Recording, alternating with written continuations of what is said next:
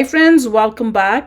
India China J20 offer reality, ये क्या चीज़ है? कुछ समझ नहीं आया. India rejects F-35, China new weapon, India no F-35. चलो देखते हैं. वीडियो शुरू करते हैं. वीडियो शुरू करने से पहले अगर आप चैनल पर नए हो और आपने अभी तक सब्सक्राइब नहीं किया तो जल्दी से पहले सब्सक्राइब के बटन और बेल आइकन को क्लिक कर लो ताकि आपको हमारे सारे न्यू वीडियोस के नोटिफिकेशन मिल जाए जैसे हम अपलोड करें. अगर आपको वीडियो पसंद आता है प्लीज लाइक एंड शेयर. चलिए शुरू करते हैं. जय हिंद डिफेंस लवर्स. आज की टॉप हेडलाइंस कुछ इस प्रकार है. भारत सरकार के मुताबिक F-35 के प्रपोजल पर फिलहाल अभी कोई भी डिस्कशन नहीं. अमेरिका ने पाकिस्तान पर लगाया 19% का टैरिफ. भारतीय सेना ने साइन किया नेक्स्ट जनरेशन के टैंक ट्रेलर्स का कॉन्ट्रैक्ट. चीन ने रिवील किया अपना नया हाई पावर माइक्रोवेव सिस्टम. और सोशल मीडिया पर भारत द्वारा चीन के J20 पर इंटरेस्ट वाला क्लेम. ये तो गलत न्यूज़ होगी.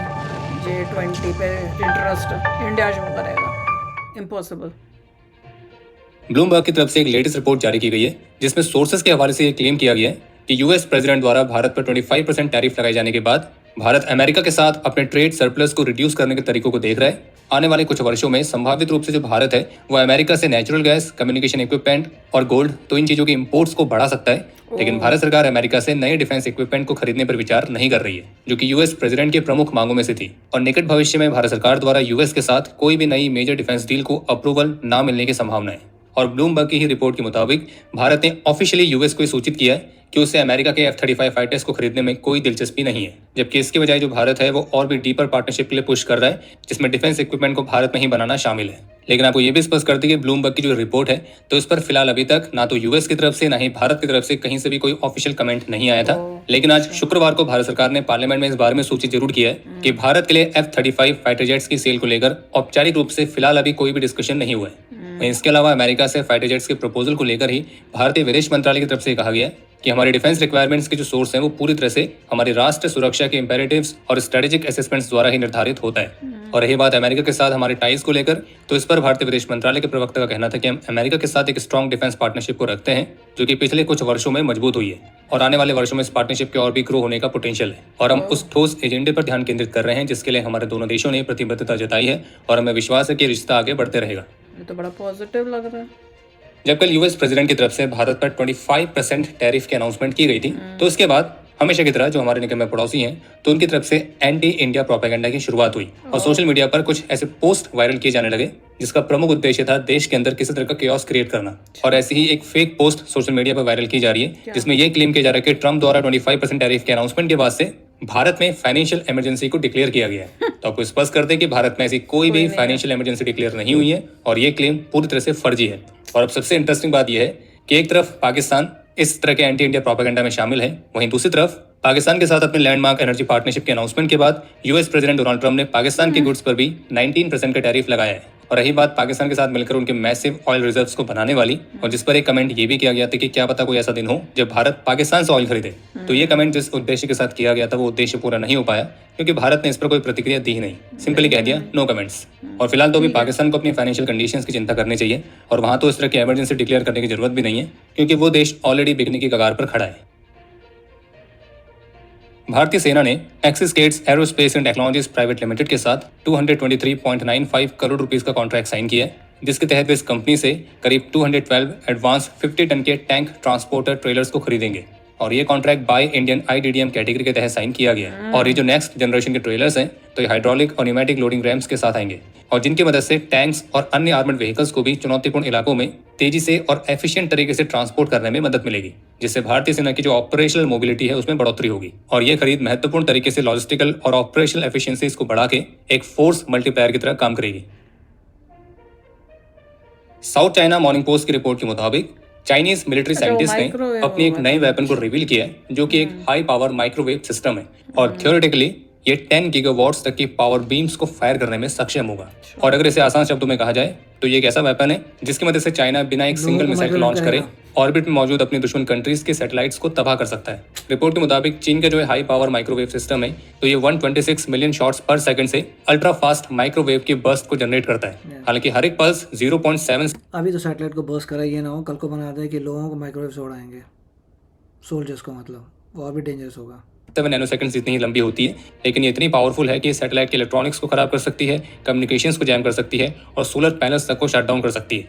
और चाइना के क्लेम के मुताबिक इसका जो पीक फायरिंग आउटपुट है वो 16.6 गीगावाट्स का है। फिलहाल अभी चीन का जो ये वेपन सिस्टम है ये अपनी एक्सपेरिमेंटल स्टेज में ही है, लेकिन इसको बनाने के चीन के जो इरादे हैं वो बिल्कुल स्पष्ट हैं कि चीन अपनी स्पेस कैपेबिलिटीज को महत्वपूर्ण तरीके से बढ़ा रहा है और जिसका उद्देश्य होगा न केवल अपने स्पेस एसेट्स को बचाना बल्कि अपने एडवर्सरीज के जो स्पेस एसेट्स हैं उनको तबाह भी करना। और जबकि रिपोर्ट के मुताबिक जो अन्य चाइनीज टीम्स हैं इसके और भी पावरफुल डिजाइन पर काम करेगी जो कि लगभग 100 गीगावाट्स तक जा सकता है। बाकी जानकारी के लिए आपको बता दें कि भारत की कंपनीज भी इस तरह के हाई पावर माइक्रोवेव सिस्टम को विकसित करने पर ऑलरेडी काम कर रही है और ऐसा ही एक सिस्टम बेंगलुरु बेस्ड भारत की प्राइवेट फर्म टोनबो इमेजिंग ने एरो इंडिया शो 2025 में भी अनवील किया था, जो कि 3rd जनरेशन का हाई पावर माइक्रोवेव सिस्टम है और इसे मुख्य रूप से यूएवीज, स्वार्म ड्रोन्स तो इस तरह के थ्रेट्स को न्यूट्रलाइज करने के लिए बनाया गया है। और टोनबो इमेजिंग भी अपने इस हाई पावर माइक्रोवेव सिस्टम की पावर और इसके रेंज को बढ़ाने पर लगातार काम कर रही है।